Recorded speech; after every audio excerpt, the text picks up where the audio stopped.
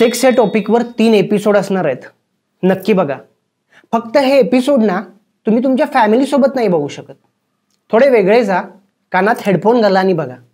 आणि हो, लाईक करा, शेअर करा, सबस्क्राईब करा आणि कमेंट करा. एपिसोड तुमच्यासाठीच आहेत. नमस्कार, मी पत्रकार सजग डोळस. व्यक्तिव्याकरण कार्यक्रमामध्ये मी तुमच्या सगळ्यांचे स्वागत करतो. आजच्या काळात सेक्स एज्युकेशन हा खूप ज्वलंत विषय आहे आणि त्या ज्वलंत विषयावर माहिती टाकण्यासाठी आपण खूप मोठ्या व्यक्तिमत्वाला इथं बोलवलेलं आहे. सर, आपली ओळख करून द्या सर. आमचे नाव असते डॉक्टर सक्सेना. हा सर, डॉक्टर सक्सेना. तर आजच्या काळामध्ये ही जी जळजळती विषय आहे, सेक्सची जळजळती, भगभगती आणि सगळ्यांची हलवून सोडणारी ही जी विषय आहे, त्या विषयीमध्ये सर हे असले शब्द वापरू नका सर. भावना उद्युक्त होतात आमच्या. असले नका शब्द वापरू सर. सर, फक्त तुम्ही सेक्स एज्युकेशन विषयी माहिती द्या सर. मी तेच करायला लागले. हो का सर? थोडंसं आमच्या हिंदी थोडाशा इकडे तिकडे होऊन जातात. सर सांगा, आजच्या तरुण पिढीला पॉर्न खूप खूप खूप खूप अट्रॅक्टिव्ह वाटते सर. त्याच्या मागचं कारण काय सर? अशा असते की लोकांना आता तेच बघून आता वैताग आली की हिरोईनने प्रपोज केलं, मग हिरोनं एक्सेप्ट केला वगैरे वगैरे, असं भेट वगैरे घातलं, गाणी बिनी म्हटलं, हे टाइमपास लोकांना नको झालं. डायरेक्ट ते मुद्द्यामध्ये हात घातलेल्या लोकांना आवडून लागलं. त्यामुळे ना सुख ना दुःख, डायरेक्ट भूक असं ते होऊन भूक भूक भूक सर, भूक के बारे में बोल रहा हूं मैं. सर, सरांचं एक खूप मोठं पुस्तक आहे. त्या पुस्तकाविषयी सर म्हणजे किसच्या पुढे सुद्धा खूप माहिती दिली आहे. आपण सेक्स विषयी टॉक करत नाही. हो, खोदून खोदून घेऊन वगैरे करत नाही. आणि कळलं सर, कळलं. म्हणजे सेक्स विषयी आपण माहिती घेत नाही, त्याच्यापासून लांब पडतो. त्याच्याविषयी सरांनी एक पुस्तक, सर नाव सांगा सर, नाव सांगा सर. त्याचे नाव आहे भोगापासून भागंभाग. वा सर. आम्ही दुसरं पण पुस्तक लिहिलेली आहे. त्या दुसऱ्या पुस्तकमध्ये असं होतं की आपण सज्जन असलेले अव आणतो. अपन शरीफ लोग, अपन हम दिखाते हैं कि हम बहुत शरीफ लोग हैं, लेकिन हम जब घर जाते हैं तब आमच्या बायको आम्हाला म्हणती की आम्ही तुमच्याशी सेक्स नाही करू इच्छित आहे, तर आपण तिला मारहाण करतो. हे सरांना असं म्हणायचं आहे की पुरुष बाहेर सज्जन असल्याचा आव आणतात, पण घरी जाऊन संभोगासाठी स्त्रियांनाच मारहाण करतात. नाही म्हटल्यावर, नाही म्हटल्यानंतर मारहाण करतात. किती मोठी हिपोक्रेसी आहे त्याच्याविषयी सर सांगतायत. सर, पुस्तकाचं नाव सांगा सर. पुस्तकाचं नाव महत्वाचं सर. त्याची नाव आहे भंगार भोग. काय सर? सर तुम्ही सर तुमचे मराठीतले लिंग इकडे तिकडे होते, पण शब्दावर जो काही तुम्ही पकड मारली ना ती लिंग. सर आपण तिसऱ्या पुस्तकाकडे येऊया. आता आपण तिसरी पुस्तकाकडे वळूया. तिसरी पुस्तक माझी अशी होती की आपण प्रायव्हेट पार्ट जे आहे, पुरुषाचा वेगळा असतो, स्त्रीचे वेगळे असतो.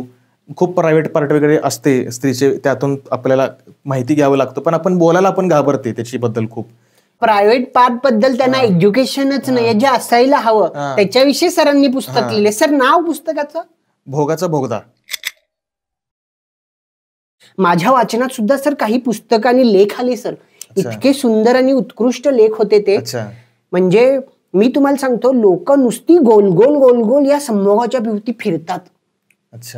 म्हणजे संभोगाच्या भोवती फिरतात, पण संभोग का करतात ह्याच्याविषयी माहितीच नाही सर. अशा विषयाचं एक मी पुस्तक वाचलं सर.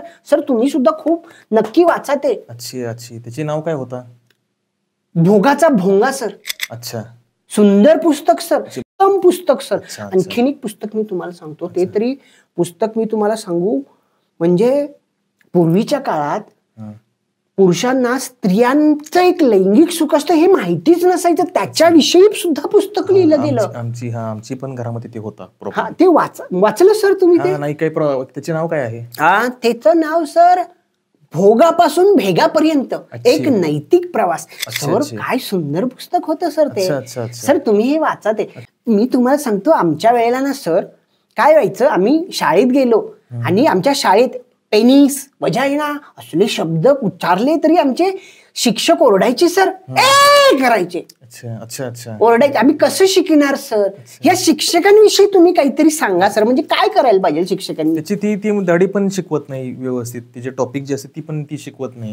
हे ज्याला काही जमले नाही आयुष्यामध्ये ते असली शिक्षक झाले. खूप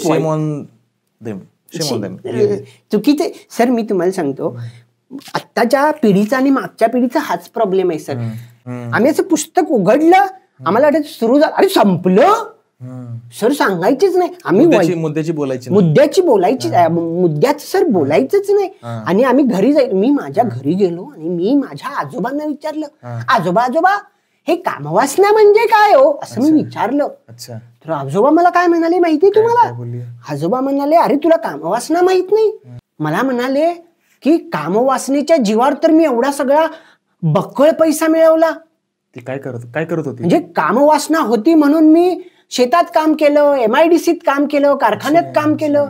म्हणजे ते म्हणत काम त्याची मध्ये ती शेतामध्ये वासना, कामाला असं म्हणजे त्यांना कामवासनेचा शब्द म्हणजे एकतरी त्यांना वर्डचा थोडी प्रॉब्लेम झाली एकतरी त्यांना सांगायचं नव्हतं, नाहीतर त्यांनी ते पळवलं. हे किती चुकीचं आहे सर, सांगा. चुकीचं आहे सर. मी काय म्हणतो, आपण ही चर्चा किती वेळ म्हणजे सेक्स एज्युकेशन विषयी ही टॉपिक असं लांबड होत जाते.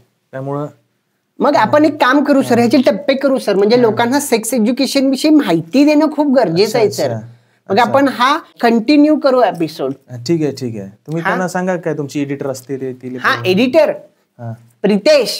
हे तुम्ही काय लिहिली? ही कंटिन्यूड झाली, हे ते न्यूड झाला, ते वेगळं काहीतरी शब्दाचे प्रॉब्लेम झाले. कंटिन्यूड लिहा, कंटिन्यूड नाही, कंटिन्यू म्हणजे आपण पुढं कंटिन्यू करणार आहोत. सर नमस्कार, आपण भेटू लवकरच पुढच्या एपिसोड मध्ये. नमस्कार. घेऊन सक्सेना यांना सेक्स एज्युकेशन सहित. ओके, नमस्कार.